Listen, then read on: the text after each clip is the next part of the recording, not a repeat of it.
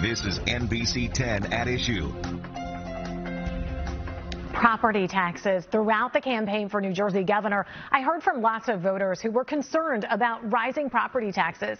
In addition to what elected officials can do, there are some things that you can do to reduce the burden on your own. And for more, we're now joined by Scott Reidenbach, the founding principal of Reidenbach and Associates. Thanks so much for being here, Scott. Thank you for having me. So let's sort of take this into batches in terms of where you are in life. If you are where you have a home that you love, you want to stay there, and you don't expect to be moving anytime soon, what are some things that you can consider that might make that burden a little bit easier for your family? Well, there are three main things. So the obvious one is to file an appeal. So tax appeals are very common. You can do it once a year if you like. I wouldn't suggest that, but you can appeal your taxes.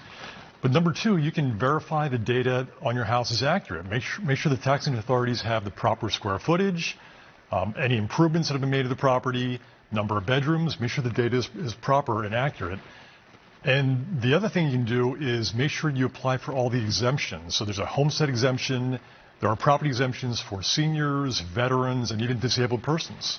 Are those exemptions all things that you could get right away in your home, or do you have to be there for a certain amount of time? Well, some are right away and some are more time. So the homestead exemption has a requirement to be in the house as your primary residence, and you own it for a certain period of time, but the other ones for veterans and seniors can be applied for right away.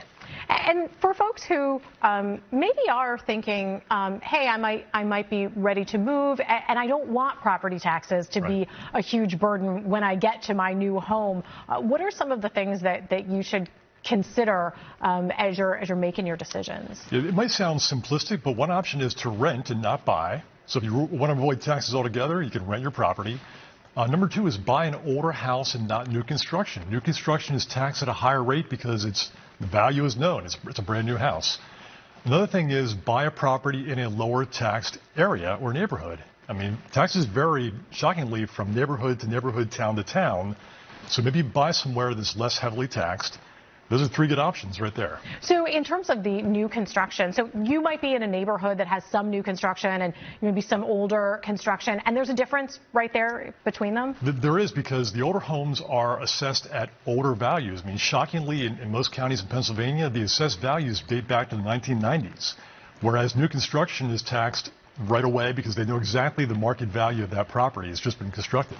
How often are you hearing from people? I know I said I heard from a lot of people, especially as I was in New Jersey for the reporting on the governor's race. But how often do you hear from people with asking, how do I lower my property taxes? You know, every day. I mean, we handle appeals on a routine basis. So every day our clients are concerned because it is a big number. I mean, the mortgage is high, but the taxes are getting higher. So it's really compounding the problems for most taxpayers. Scott, we're going to have to leave it there for now. Thanks so much for your perspective and your tips. Thanks for having me. Appreciate it.